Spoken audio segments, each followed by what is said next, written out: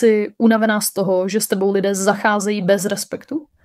Všimla sis, že v práci, přátelstvích, dokonce i ve vztazích lidé jakoby neměli problém tě nerespektovat? Možná ti říkají věci, které by si k jiným lidem nikdy nedovolili. Říkáš si, jsem přece tak hodný člověk. Snažím se být milá ke všem a přesto se ti to nějak nevrací zpátky. A ty se ptáš proč? No, zlato je to proto, že jsi hodná bez hranic. Když jsi hodná takovým způsobem, že lidé mají pocit, cokoliv udělám této osobě nebo cokoliv jí řeknu, ona tu zůstane. Bude dál přijímat mé chování. Tak poznáš ty nejhorší lidi. Budou si s tebou hrát. Budou tě využívat. Budou tě zneužívat, jakmile si všimnou, že jsi takový člověk. Musíš se naučit postavit sama za sebe. Pojďme na to. Nejdřív je důležité pochopit, že když začneš poprvé nastavovat hranice, lidé tě začnou vykreslovat jako toho špatného. Budou říkat, jsi sobecká, jsi namyšlená. Jak se opovažuješ? Lidé, kteří tě nazývají sobeckou, protože se zastáváš sama sebe, jsou ti samí lidé, kteří tě využívali, když si žádné hranice neměla. Jsou to ti, kteří tě chtěli jenom zneužít. Tak jim nenaslouchej. Když ke mně někdo přijde a řekne, hej Sophie, necítím se s tímhle dobře, nebo nechci o tom mluvit, neurazím se, protože to je osobní hranice toho člověka a to je v pořádku. Ale pokud tě chci využít, nebo jsem na to zvyklá, urazím se. Budu si říkat, kdo si myslíš, že jsi teď? Vždycky jsem tě využívala. Vždycky jsem tě zneužívala. A budu si myslet, proč máš najednou tyhle hranice? Protože jsem zvyklá být na tebe zlá. Musíš také pochopit, že lidé budou zkoušet, jak daleko s tebou můžou zajít. Představ si, že jsi ve vztahu a na začátku tě ten člověk začne nazývat krávou nebo něčím podobným. A ty to prostě přijmeš. Řekneš si, byl naštvaný, to je v pohodě. A ono to půjde dál, dál a dál, až to bude velmi, velmi zraňující. Proč? Protože jsi mu na začátku ukázala, že ti nevadí, když tě slovně ponižuje. Lidská mysl, protože jsme stále trochu zvířecí, si řekne, jak daleko můžu zajít, kolik moci nad ním můžu mít. Proto když to někdo udělá hned na začátku, musíš vytvořit takové drama, že toho člověka traumatizuješ natolik, že už to nikdy neudělá. Klidně s tím člověkem chceš zůstat, ale musíš zareagovat tak přehnaně, že si to už nikdy nedovolí. Nenuť se odpovídat na osobní otázky, ať už na sociálních sítích, mezi přáteli, rodinou nebo cizími lidmi. Pokud to není nutné, jako třeba v pracovním pohovoru, kde se tě ptají na předchozí zaměstnání, to je jasné, ale když se lidé jen vyptávají, s kým chodíš, odkud máš peníze, můžeš říct, necítím se pohodlně mluvit o svém osobním životě. To je naprosto v pořádku. Pokud chceš být víc soukromá a necítíš se dobře sdílet osobní informace, tak to nedělej. Nenuť se do toho, protože nakonec se budeš cítit špatně, že jsi sdílela až příliš. Lidé jsou někdy šílení, vezmou, co jsi řekla, přidají k tomu dalších 700 věcí, zamíchají to jako v mixéru a pak tvrdí, že jsi řekla něco úplně jiného. Buď velmi opatrná, co chceš a nechceš sdílet. Nepřijímej last minute plány bez úsilí. Představ si, že máš jít na rande. A ten chlap tvrdí, jak moc o tebe stojí, ale řekne, přijeď ke mně za hodinu. Nejezdi tam. Kdo na takovou pozvánku vůbec reaguje? To je absolutně neúctivé. Lidé, kteří mají standardy a řeknou si, tohle nepřijmu, z toho života dostanou nejvíc. Lidé, kteří vezmou jakoukoliv příležitost, jsou zoufalí. A zoufalost je velmi odpuzující. Stejně tak, když ženy říkají, nekupuje mi květiny, proč se ke mně nechová jako k princezně, ale položila ses někdy tu hranici. Pokud je lidem dovolíš, aby s tebou zacházeli, jak chtějí, aby přicházeli, kdy se jim zlíbí, spali s tebou, kdy se jim chce, budou tě využívat. Budou tě zneužívat. Nebudou tě vůbec respektovat a říct, Ne, nenaplánoval si rande. Nejdu. To je forma seberespektu. Představ si, že ti šéf pořád volá a ty to pokaždé zvedneš. Bereš všechny směny, skáčeš za ostatní. Šéf i kolegové tě nebudou respektovat, protože vědí, že na tebe se dá spolehnout. Co jsi? Odpadkový koš? Proč dovolíš, aby s tebou takhle zacházeli? Ne. Zasloužíš si, aby lidé do tebe investovali úsilí. Zasloužíš si respekt. A musíš to pochopit. Nejsi špatná osoba za to, že říkáš ne. Řekni si to se mnou. Nejsem špatná osoba za to, že říkám ne. Nejsem špatná osoba za to, že si nastavuji hranice. Já se vlastně respektuji. A když se začneš respektovat, ostatní tě začnou respektovat taky. Nepřicházej za mnou s tím, ale všichni říkají, že jsem zlá, že jsem tvrdá. Možná ti říkají, že jsi zlá, ale dvakrát si rozmyslí, jestli ti to udělají znovu. Když nastavíš hranici, musíš jim ukázat, že za to zaplatí.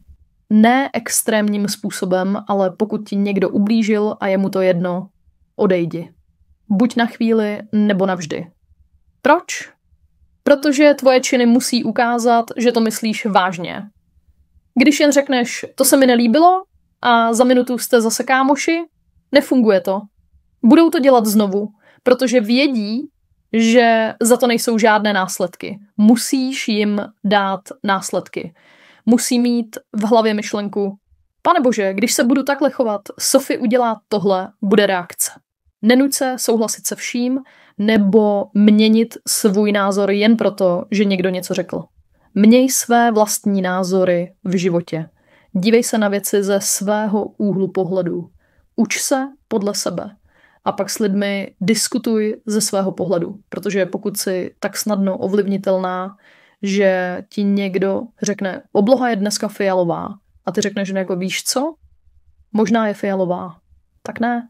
Řekni si, nemyslím si to. Myslím, že obloha je modrá. To je můj názor. Ty můžeš mít svůj.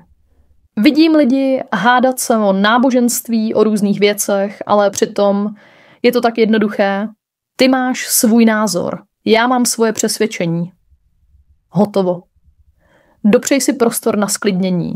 Představ si, že se právě pohádala s rodinou, partnerem nebo v práci s kýmkoliv. Nemusíš to hned řešit. Nemusíš se nutit to okamžitě vyřešit. Například, pokud jsi člověk, který potřebuje prostor, potřebuju přemýšlet. Potřebuješ přemýšlet nad tím, co si udělala špatně ty, co udělal ten druhý a až potom se vrátíš k rozhovoru. To je v pořádku, to je hranice, protože nechceš říct něco s emocí nebo něco urážlivého. Chceš si nejdřív srovnat myšlenky a pak se vrátit k rozhovoru. Řekni, potřebuju prostor na přemýšlení o tom, co se stalo. A odejdi. A vrať se, až budeš připravená mluvit.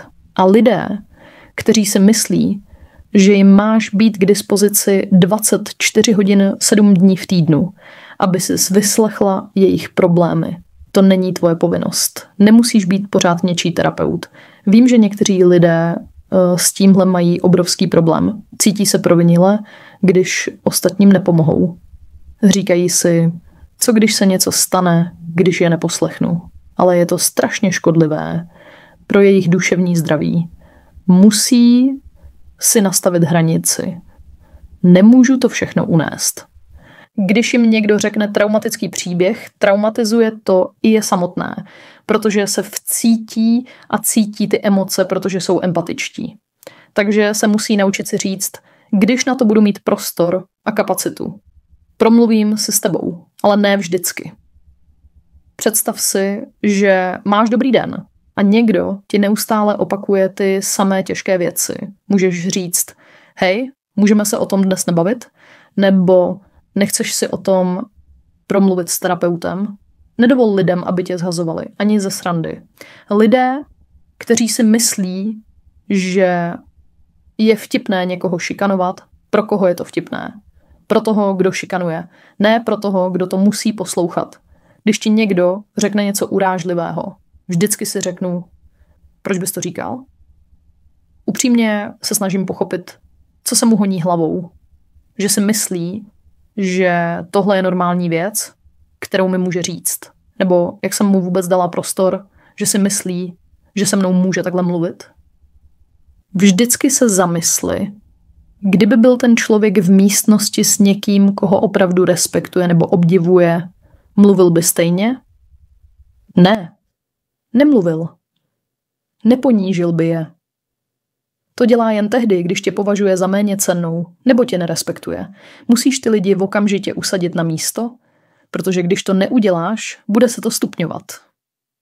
Někteří lidé to ani nemusí říkat, proto aby ti ublížili, ale prostě jen proto, že pochází z toxického rodinného prostředí, kde tohle chování bylo normální, takže si pak myslí, že to je úplně v pohodě říkat takové zraňující věci, protože je nikdo neučil ničemu jinému.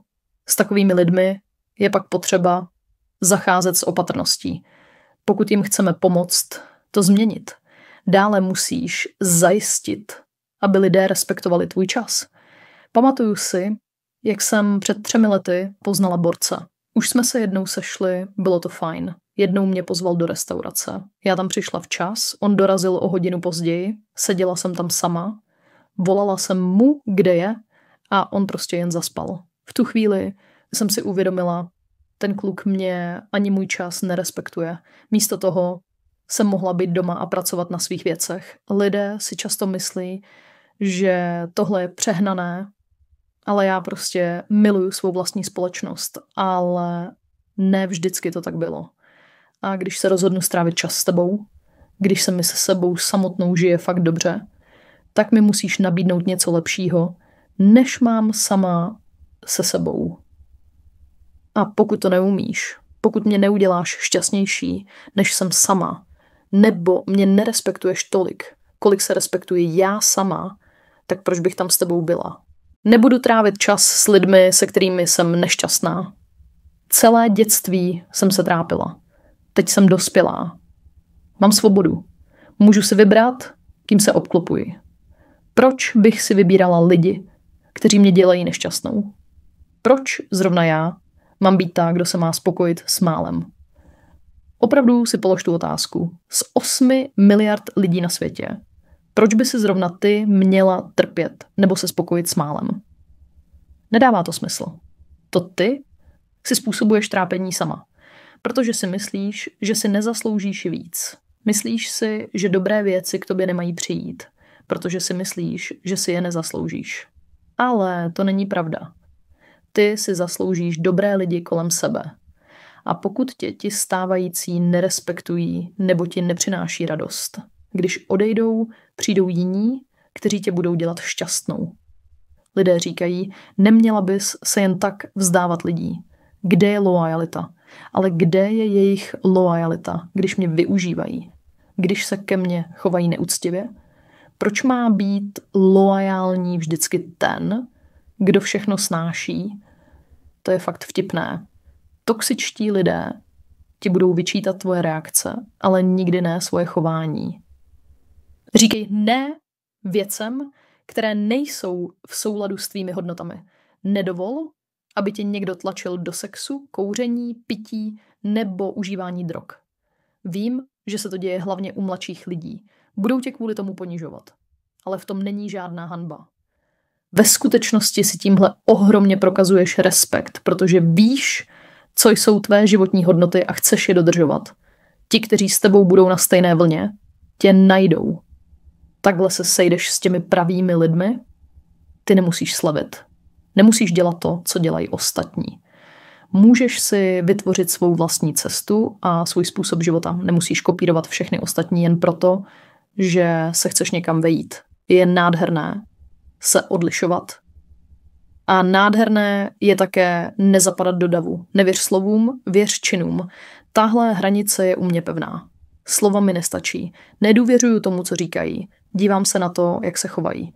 Když mi někdo řekne, že mě miluje, ale chová se ke mně hnusně, věřím tomu, že mě nemiluje. Protože vidím, jak se chová ke mně. Nebo říkal, že mi dá povýšení.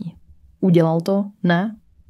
Tak proč tomu věříš? Kdybych byla třeba toxický chlap a chtěla získat něco od dívek okolo, lhala bych celý den.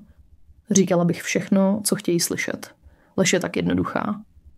Proč věřit někomu bez důkazu? Když spácháš zločin a jdeš před soud, soudce neslyší slova já jsem to neudělal. Hledá důkazy a podle nich tě potrestá. Takhle to prostě funguje. Přestaň dovolovat, aby si s tebou lidé činili, co chtějí, prosím. Je tak mnohem lepší být považována za drsnou, ale mít respekt, než být neustále zneužívána a domů se vracet každý den s pocitem méněcennosti. Nikdy si nevybuduješ sebehodnotu, pokud lidem dovolíš, aby tě neustále ponižovali. Proč? Kvůli jejich schválení? To schválení nikdy nedostaneš. I kdybys byla nejlepší člověk na planetě, oni tě prohlásí za nejhorší. Ne každý tě musí mít rád. Jsou dobří lidé, i hodně toxických. A ty se prostě musíš naučit s nimi zacházet. A ta nejlepší část? Když tohle všechno říkám, lidi mě označují za toxickou. Její rady jsou toxické. Ne, já jsem se vyrovnala s toxickými lidmi. Vyrůstala jsem mezi opravdu těžkými toxickými osobnostmi. Viděla jsem to. Lidé prostě zneužívají. Používají. Nechtějí slyšet ne. Chtějí tě ovládat. A když skončí a úplně tě zničí, vyhodí tě jako nic. Zanechají doma tvé trauma. A ty s tím pak žiješ celý život. Já chci, aby se ti tohle nestalo. Proto ti to říkám. Pokud v tobě tohle rezonuje, mluvím právě k tobě. Začni malými kroky, ale začni. Pamatuju si, jak jsem začala mluvit za sebe. Bylo to u kadeřnice, když mi bylo 11. Když se mě ptali, líbí se ti vlasy? Vždycky jsem jen řekla, jo, je to v pohodě. A doma jsem byla nešťastná, protože jsem to vůbec nechtěla. Teď řeknu, nelíbí se mi to. Nebo myslím, že si to pokazil. Řeknu to. Jsem upřímná. Stále za to zaplatím, ale řeknu svůj názor. A to mi dodává sebevědomí mluvit dál a dál. Tohle je sice jen maličkost, ale právě z takových maličkostí se pak stanou velké věci. Dávej lidem to, co dávají oni tobě. Proč se snažit víc než oni? Pro koho? Nepřepínej se. Nevoláš, já nevolám. Neplánují rande, jednoduše nejdu. Začni si vážit sama sebe. Přestaň žadonit o schválení. Nikdy tě nepochválí, pokud tě nevidí. Přestaň být ta, co ustupuje. Přestaň dávat vysvětlení, když nejsou potřeba.